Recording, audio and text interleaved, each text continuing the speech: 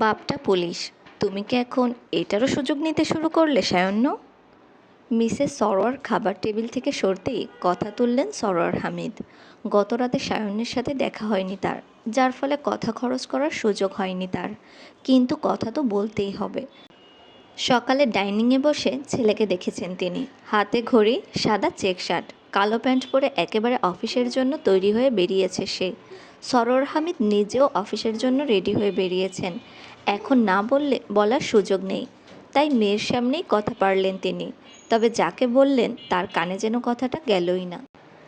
ছেলের পাশ থেকে মেয়ে দিবা চোখ তুলে তাকালো তার দিকে।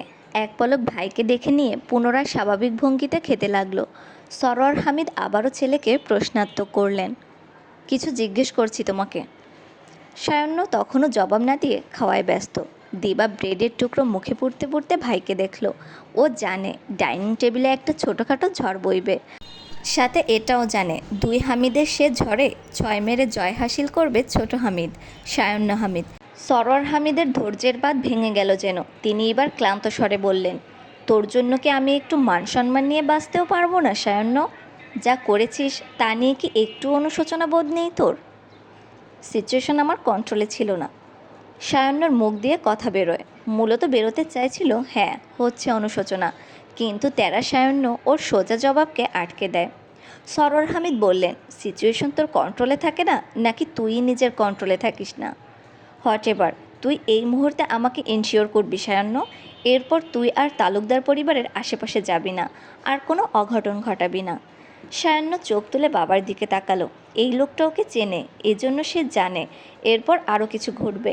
মাশফিকের বোনকে অপবাদ দেওয়ার অনুশোচনা সায়ান্নর আছে, সাথে এটাও মনে আছে মাশফিক ওকে ঘুষি মেরেছে, ওর কলারে হাত দিয়েছে, যার ফলে পরবর্তীতে ও কী করবে কী করবে না সে বিষয়ে ওর নিজেরও ধারণা নেই। পুনরায় খাওয়ায় মনোযোগী হয়ে বলল, ঘটাবো না তার নিশ্চয়তা দিতে পারছি না, তবে কিছু ঘটলে তোমার নাম আসবে না, এটার নিশ্চয়তা দিচ্ছি। বাপির নাম আসবে না মানে কার নাম আসবে তাহলে ভাইয়া? তুই কি নিজের বাপেরও পক্সে রেখেছিস? দিবা মুখ খুলল, মহাকাশের বিস্ময় নিয়ে কথাটা বলল ও। সরোয়ার হামিদ চোখ কপালে তুলে আগুনে ঘি ঢালা মেয়েকে দেখলেন। বাবার সাথে ভাইয়ের চেয়ে ভালো সম্পর্ক রাখার চেষ্টায় এই মেয়েকে কেমন খলনায়িকার মতো বানাচ্ছে না? সায়ান্ন নির্বিকার চিত্রে ব্রেডের শেষ টুকরো মুখে পড়ল, উঠে দাঁড়াতে দাঁড়াতে বলল, শুকুর কর শুধু প্রক্সি রেখেছি, একেবারে নতুন বাপ চাই নে, যা বাপ তোর। ছেলের কথা শুনে সরোয়ার হামিদ কথা বলা ভুলে গেলেন। সায়ান্ন বেসিনে হাত ধুয়ে সোফায় রাখা ব্যাগ কাঁধে নিল। তারপর কিচেনের দরজায় দাঁড়িয়ে টিফিন বক্স ভরতে থাকা মাকে ডাকলো। মিসেস সরোয়ার পেছন ফিরে ছেলেকে দেখে হাসি মুখে এগিয়ে আসলেন। দু হাতে মায়ের গাল ধরে সায়ান্ন তার কপালে চুমু দিল একটা। মিসেস সরোয়ার ছেলের শার্ট ঠিক করে দিয়ে সাবধানে যেতে বললেন ওকে। ডাইনিংয়ে বসা বাবা মেয়ে সবই দেখল। দিবা গলা উঁচিয়ে বলল, এই চুমু দিয়ে তোমার বউয়ের ব্রেন ওয়াশ করে দিয়ে গেল, বুঝলে বাপি? তেলা মাথায় তেল দেওয়া শুনেছিলাম, টাক মাথায় তেল দেওয়া তোমার মেয়েকে দেখলাম, বুঝলে মা? সরোয়ার হামিদের বাঁ হাত আপনা আপনি নিজের কপাল অবধি চলে যায়। দিবাকে ঘাড় ঘোরাতে দেখে হন্তদন্ত হাত নামিয়ে নিলেন তিনি। দিবা কপাল কুঁচকে ভাইয়ের দিক তাকিয়ে রইল। সায়ন্য বিন্দুমাত্র ভুরুক্ষেপ করল না সেদিকে। মার কাছ থেকে বিদায় নিয়ে বাসার বাইরে বেরিয়ে আসলো। অফিসের গাড়ির জন্য মূল সড়কে অপেক্ষা করতে গিয়ে কিছু একটা মনে পড়ল ওর। প্যান্টের পকেট থেকে মোবাইল বের করলো সায়ন্য। তাতে বাংলিশে মেসেজ টাইপ করলো, আমার শো 8টায় শেষ, 8:30টায় দেখা করা যাবে তোমার সাথে? অভ্র আলমারির আয়নার সামনে দাঁড়িয়ে হাতে চিরুনিতে চুল উল্টাচ্ছে আর শীষ বাজাচ্ছে। এমনিতেও কলেজে যাওয়ার আগ মুহূর্তে অভ্র একজন প্রচণ্ড রকমের ব্যস্ত মানুষ। নেভি ব্লু শার্ট আর কালো প্যান্টের কলেজ ড্রেসও নিজেকে হলিউডের নায়ক হিসেবে পেশ করার চেষ্টা থাকে ওর। তারপরও আজকে আরেকটা বিশেষ কারণ আছে। চুল আঁচড়ে নিজের থুতনি ধরে আয়নায় চেহারার দুপাশ দেখল অভ্র। অতপর খুশি হয়ে শার্টের বাঁ হাতার ভাঁজটা ঠিক করতে লাগলো। তখনও শীষ বাজিয়ে ও সুর তুলছে, চাই না মেয়ে তুমি অন্য কারো হও। আর সে সুরের মাঝে হঠাৎ কাঁচ ভাঙার আওয়াজ। অভ্র থেমে যায়, রোবটের মতো ঘাড় ঘুরিয়ে পাশের সেন্টার টেবিলের দিকে তাকায় ও। কাঙ্ক্ষিত জিনিসটা সেখানে না দেখে কাঁদো কাঁদোভাবে তাকায় মেঝের দিকে। কয়েক টুকরো হয়ে পড়ে থাকা পারফিউমের কাচের বোতলটা দেখে ওর কাঁদো কাঁদো ভাব কান্নায় পরিণত হতে চায়। হুড়মুড়িয়ে মেঝেতে বসে পড়ে অভ্র। ওর কানে আসে এক সুমিষ্ট মাছুম আওয়াজ, ম্যাও। সুজির বাচ্চা, আর্তনাদ করে ভাঙা পারফিউমের বোতল হাতে তুলে অভ্র। পারফিউমটা ওর না, মাশফিকের। প্রতিবার মাশফিক নতুন একটা পারফিউম আনবে আর অভ্রর সেটাই পছন্দ হবে। মাশফিক নিজের জিনিস শেয়ার করাটা খুব একটা পছন্দ করে না, এই জন্য ও সবসময় দুটো করে পারফিউম কেনে, একটা ওর আর একটা অভ্রর। কিন্তু সমস্যা হলো অন্যত্র। মাশফিকের পারফিউমটা শেষ হওয়ার বহু আগেই অভ্র নিজেরটা শেষ করে ফেলে। এত আগে পারফিউম কী করে শেষ হয়, এ নিয়ে মাশফিক কয়েকবার ঝেড়েছে ওকে। তারপর থেকে অভ্র আর পারফিউম শেষ হয়ে গেলে ভাইকে জানায় না, লুকিয়ে চুরিয়ে ভাইয়েরটাই ব্যবহার করে। আজকেও মাশফিক অফিসের জন্য বেরিয়ে যাবার পর ওর ঘর থেকে পারফিউম নিয়ে এসেছে অভ্র, আর সেটাই এখন সাজের মহামান্য বিড়াল ভেঙে ফেলেছে। ভাইয়ের রাগ কল্পনা করে অভ্র সুজির দিকে ক্ষেপে তাকালো, চেঁচিয়ে বলল, আমার বোন তোকে এই জন্য খাওয়ায় পড়ায়, যাতে তুই আমার এমন সর্বনাশ করতে পারিস? বড় বড় চোখের সুজি চুপচাপ বসে অভ্রর মুখের দিকে তাকিয়ে রইল। সে ছেলে তার ছেট করা চুল আঙুলে উল্টে ধরে ঠোঁট কামড়ে মেঝেতে বসে আছে। সাজ তখনই ভাইকে খেতে ডাকার জন্য ঘরে ঢুকলো, আর ভেতরে আসতেই বুঝলো এখানে কি ঘটেছে। হতাশ হয়ে কপাল চাপড়ালো সাজ। তারপর এগিয়ে এসে দু হাঁটুতে মেঝেতে বসে ভাইয়ের চেহারার দিকে উকি দিল। অভ্র মাথা তুলল, বাচ্চাদের মতো কান্নার ভাব করে বলল, দেখ আপুই, তোর বিড়ালের কাজ দেখ। সাজ নড়ে চড়ে নিজেকে প্রস্তুত করলো, সুজির দিকে আঙুল তুলে ধমক বোঝালো। তারপর ভাইয়ের দিকে তাকে নিজেও গাল ফুলিয়ে হাতের ইশারায় বলল, বকে দিয়েছি সুজিকে, ও আর এমনটা করবে না। ও আর এমন করবে না ঠিক আছে, কিন্তু ভাইয়াকে কি বলবো আমি? আজকে ভাইয়া এসে আমাকে বাসা থেকে বেরই করে দেবে দেখিস। ইস, কে বাসা থেকে বের করে দেবে? আমার ভাইকে বাসা থেকে বের করে দেবে এমন সাধ্য আছে নাকি কারো? আমি বকে দেব না তাকে? অভ্র থুতনি ধরে আত্মবিশ্বাসের সাথে বোঝালো সাজ। অভ্র কিছুটা আশ্বস্ত হয়। মাশফিককে সামলাতে মোশাররফ তালুকদার আর মিসেস আসিফ তালুকদার সবাই মোটামুটি হিমশিম খায়। ব্যাস, সাজ কখনো হার মানে না, হয় যুক্তিতে না হয় আবেগ দিয়ে সাজ ওকে মানিয়েই দেয়। স্বাভাবিক হয়ে উঠে দাঁড়ালো অভ্র, ভাব নিয়ে বলল, ওকে, মনে থাকে যেন, ভাইয়াকে বলবি সুজি এটা ওর রুমে ড্রেসিং টেবিলের ওপর থেকে ফেলে দিয়ে ভেঙেছে, আমি এসবের কিছু জানি না।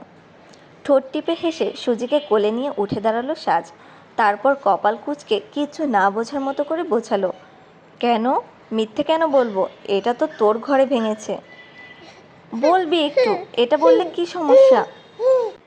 বলার কিছু ছিল না অভ্রর, উল্টো প্রশ্ন ছুড়ে দিয়ে আর এক সেকেন্ডও দাঁড়ালো না ও।